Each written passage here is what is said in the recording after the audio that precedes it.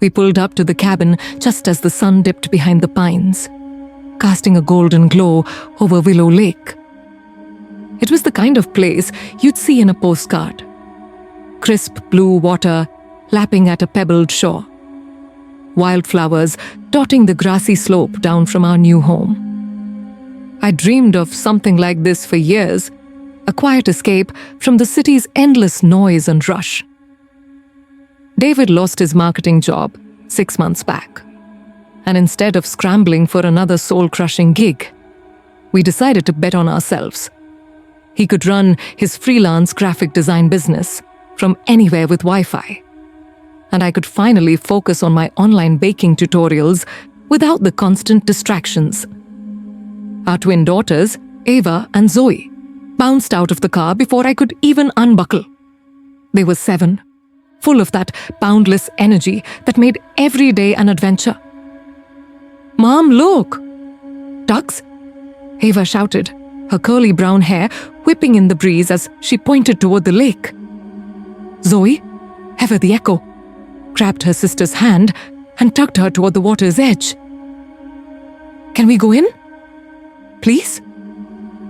Their matching blue eyes sparkled with excitement, and I couldn't help but smile. This move was for them too, a chance to grow up with space to run, fresh air, and fewer worries. David wrapped an arm around my waist as we watched them. "This is it, Elena. Our fresh start." He kissed my temple, his stubble scratching lightly. At 35, he still had that boyish charm, even with the worry lines etched from the layoff. I leaned into him, breathing in the pine-scented air. The cabin was modest but charming. Weathered wood siding, a wraparound porch with rocking chairs and big windows facing the lake. Inside, it smelled of cedar and possibility. We spent the afternoon unpacking boxes, the girls' laughter echoing through the rooms as they claimed their shared bedroom upstairs. The village of Willow Lake wasn't much. A cluster of shops, a diner, and a few dozen homes scattered along winding roads. It felt worlds away from our old apartment in the city, where sirens wailed at all hours and neighbors were just faces in the elevator. Here, people waved from their porches. Our place sat at the end of a gravel lane, with the lake in front and a gentle hill rising behind, dotted with cottages. The closest one belonged to Mr. Harlan, an older man who'd lived there for decades, according to the real estate agent. His home perched higher up, its windows glinting like eyes overlooking our yard and the water beyond. That first evening, we grilled burgers on the porch. The girls chased fireflies as dusk fell, their giggles mixing with the soft croak of frogs. "This is perfect," I said to David, sipping iced tea. He nodded, but his eyes scanned the horizon. "Yeah, but let's keep an eye on the water. Lakes can be tricky with little ones. Always the cautious one, my husband." I appreciated it, especially after the chaos of city life. The next morning, I took the girls for a walk along the shore while David set up his office. Pebbles crunched under our feet, and the water was so clear you could see minnows darting below. Ava skipped stones, trying to beat Zoe's record of 3 bounces. "Bet I can get 4. Zoe challenged, her voice high and determined.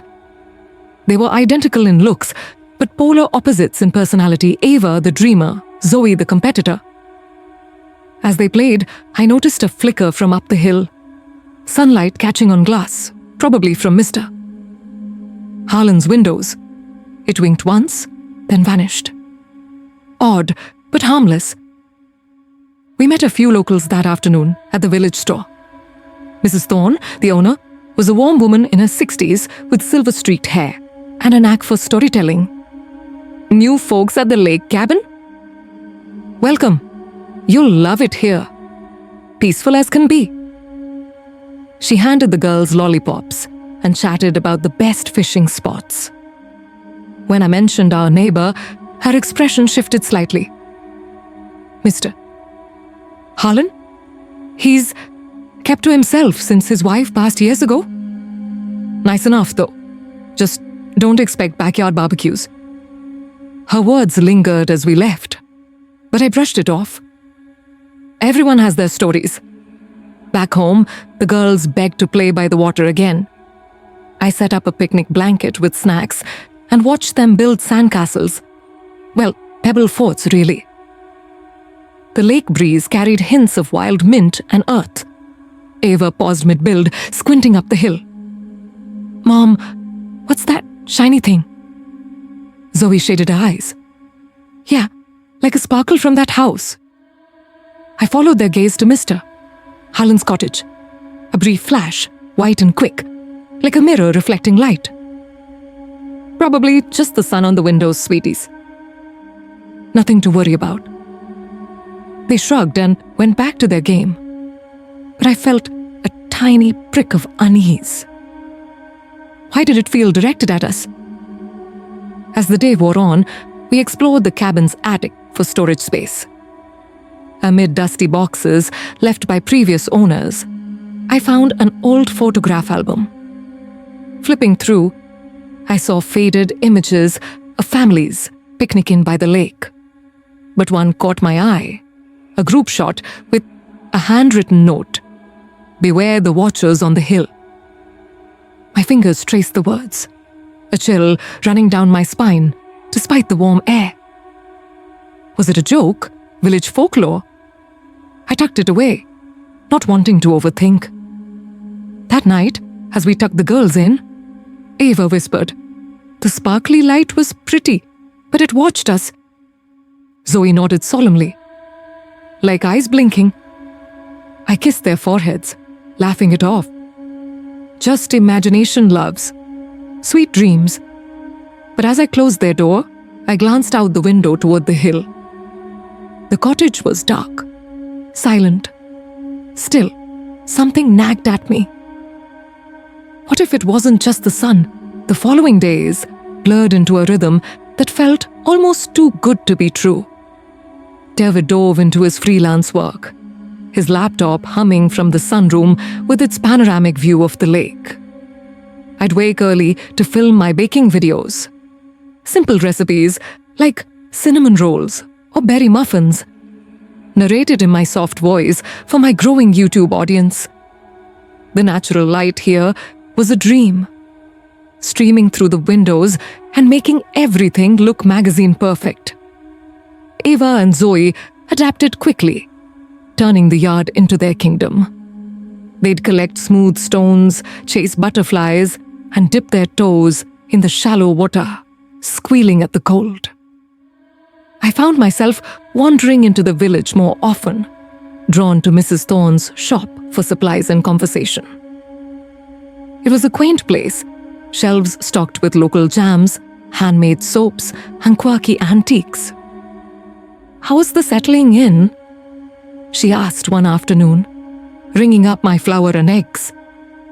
I smiled, leaning on the counter. Better than expected. The girls loved the lake. Her eyes twinkled, but then she glanced out the window toward our direction. "And Mr. Harlan? Seen much of him?" I shook my head. "Not really. Just from afar. You mentioned he's been alone since his wife died. What's his story?" Mrs. Thorne lowered her voice, as if the walls might listen. "Poor man. Lost his daughter first, actually. Little girl, about your twins' age. Drowned in the lake during a storm. His wife never recovered. Passed a few years later from heartbreak, they say. He's been a hermit ever since, tinkering in that cottage. Folks say he takes photos at night. Birds or stars, something like that. Harmless, but it spooks some." Her words painted a picture of tragedy, making me feel a pang of sympathy. Still, it explained the isolation. "Thanks for the heads up," I said, pocketing my change. "Makes me see him differently." Back home, the girls were knee-deep in play. "Mom, watch this!" Zoe called, hurling a stick into the water like a spear. Ava giggled, building a fairy house from twigs and leaves. As I set out lemonade, Zoe froze, pointing up the hill. "There it is again, the winking star." Ava nodded vigorously. "From the window, like last time." I squinted, and sure enough, a quick white flash emanated from Mr. Harlan's cottage. It pulsed twice, then stopped. Not sunlight this time. The sky was overcast. "Maybe he's signaling boats or something," I muttered, but doubt crept in. Why now, when the girls were out? That evening, over dinner, grilled fish David caught earlier, the girls chattered about their day. "The sparkles are like magic," Eva said dreamily. Zoe rolled her eyes. "No, they're weird. Like someone peeking." David chuckled, ruffling their hair. "Probably just reflections, kids. Don't let your imaginations run wild." But later, as we cleaned up, I pulled him aside in the kitchen. "David, they've seen it a few times now. And today I did too. From Harlan's place." He paused, trying a plate. "Elena, Mrs. Thorne said he's into photography. Could be a camera testing or whatever. Let's not jump to conclusions. We're the newbies here." I nodded, but sleep didn't come easy that night. The lake whispered outside, waves gently slapping the shore. Around midnight, a soft creak echoed from the yard. Maybe a branch or the dock shifting. I slipped to the window, peering into the darkness. Up the hill, a faint glow outlined Mr. Harlan's silhouette at his window. He stood motionless, then turned away. My heart quickened. Was he watching us? The next morning, I spotted unusual tire tracks near our lane. Deep ruts, like from a delivery truck. Curious, I followed them partway up the hill, stopping short of Harlan's property. A van was parked there, unmarked, with a man unloading crates. Harlan emerged, exchanging hushed words before the van drove off. What was in those boxes? Equipment? My mind raced with possibilities, none reassuring. I confided in David that afternoon. "It's probably nothing but those flashes and now deliveries. Were the girls playing right in view?" He sighed, pulling me close. "Okay, if it bothers you, I'll keep an eye out." But Harlan's just an old guy dealing with his past. We don't want to stir trouble. His reasonableness calmed me, but maternal instinct gnawed. The girls were my world. I'd do anything to keep them safe. As the sun set, the girls begged for one last play session by the water. I relented, sitting nearby with a book. Laughter filled the air until it didn't. Zoe tugged my sleeve, her face pale. "Mom, the shadow. By the trees." Ava huddled close. "And the flash again. It feels close." I scanned the tree line, heart pounding. So nothing visible, but the air felt heavier. Watched. Ushering them inside, I locked the doors earlier that night. What if it wasn't harmless? What if someone or something was drawing closer? The unease settled like fog over the lake, thick and unrelenting. I tried to shake it, focusing on routine, baking a batch of apple pies for my channel, the scent of cinnamon wafting through the cabin. Subscribers loved the Lakeside living vibe, commenting on the serene backdrop. But behind the camera, my smiles felt forced. David noticed, suggesting a family outing to clear our heads. "Let's picnic by the far shore," he said, packing sandwiches and fruit. The girls cheered, grabbing their buckets for shell hunting. We spread a blanket under a cluster of willows, the water sparkling under midday sun. Ava and Zoe splashed in the shallows, their joy infectious. For a moment, peace returned. Then, as I handed out snacks, Zoe pointed across the lake toward home. "Mom, look, the winky light!"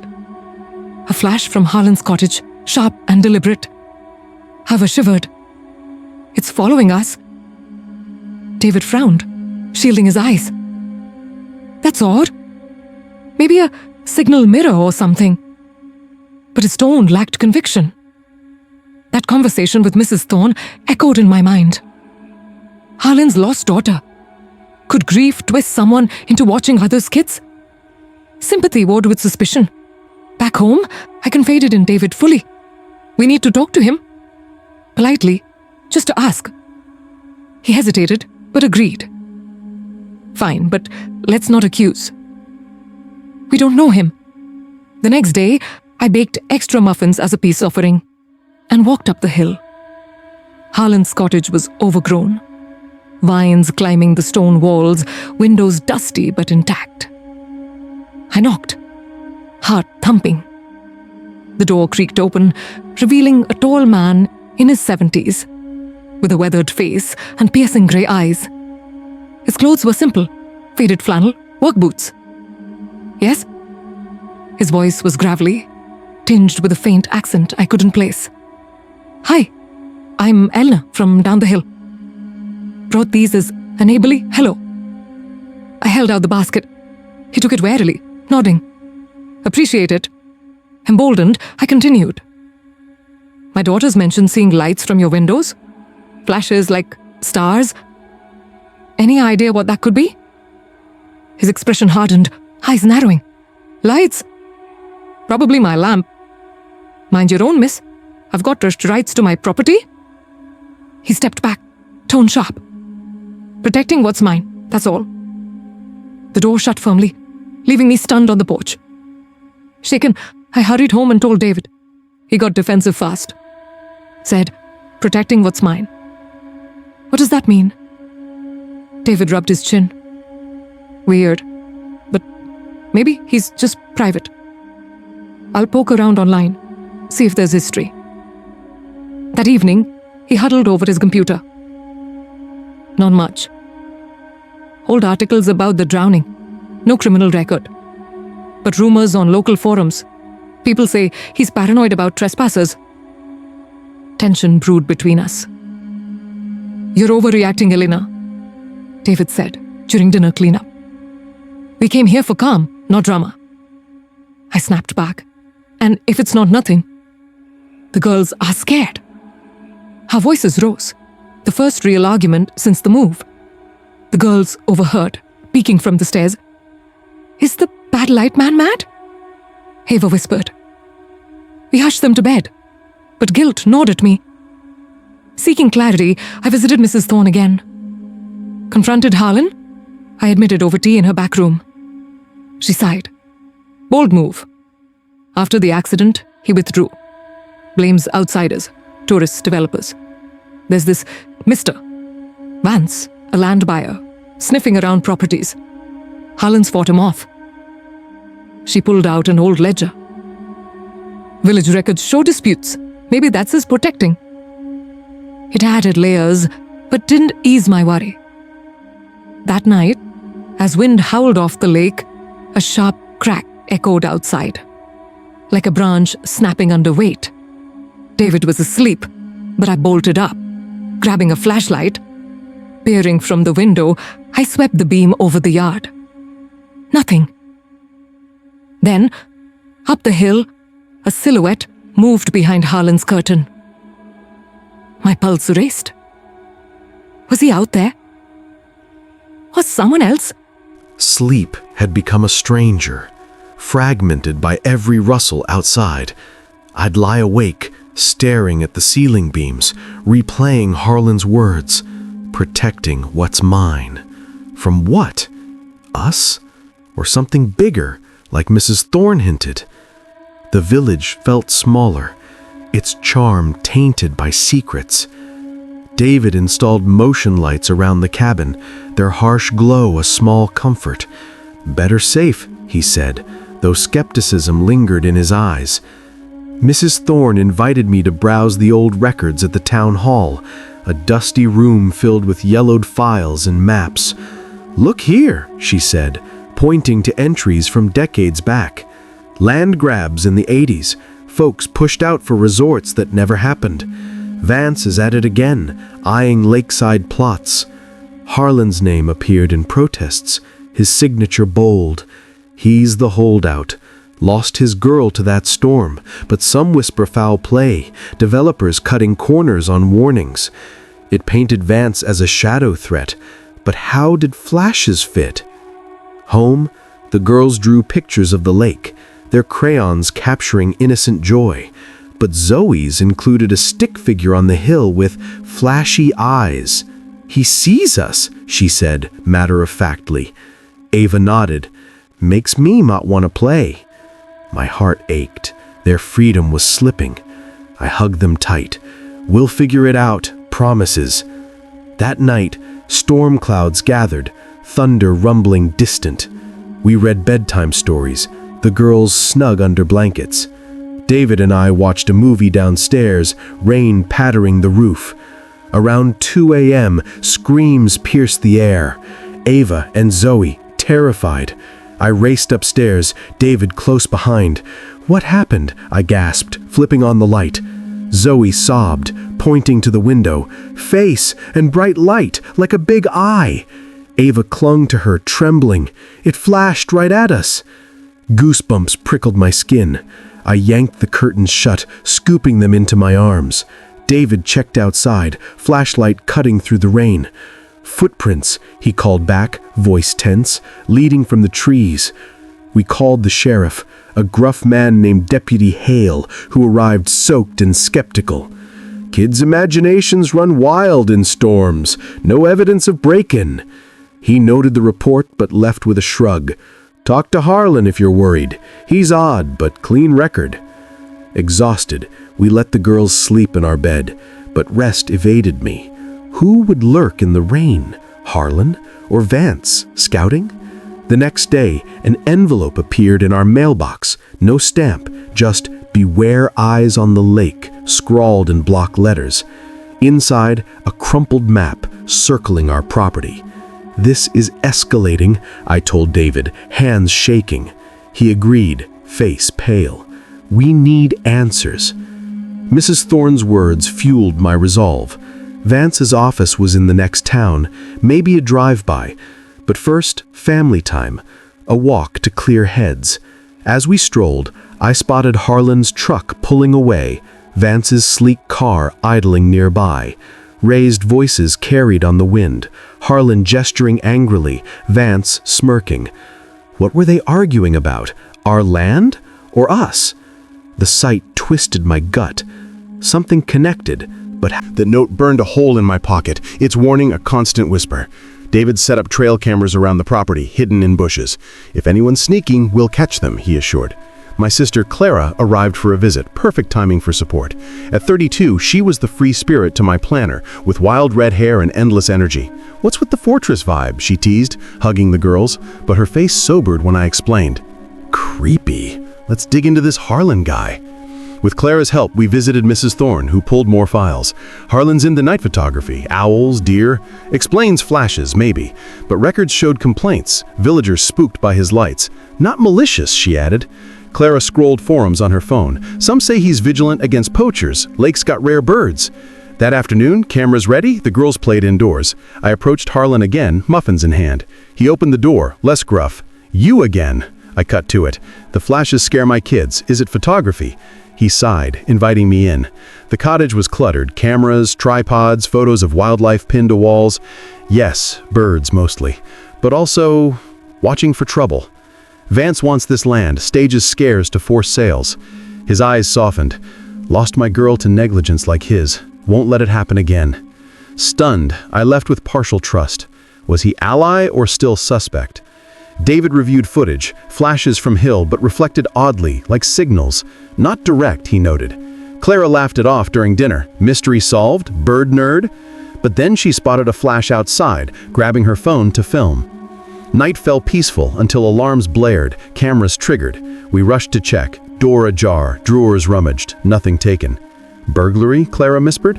Footprints led uphill. Harlan or Vance striking? The intrusion left us rattled, questions multiplying. Who invaded, and why now? Adrenaline surged from the break-in, turning fear to action.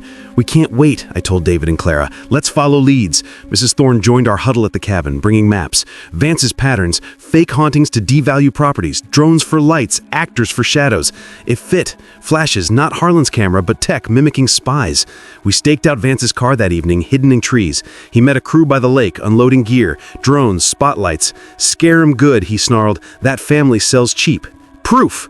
But as we filmed, a twig snapped. Harlan emerged. "I knew it," he growled, confronting Vance. Chaos erupted. Vance's men lunged, but Harlan fought back, years of grief fueling him.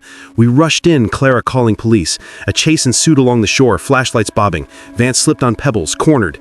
"Just business," he spat as deputies arrived.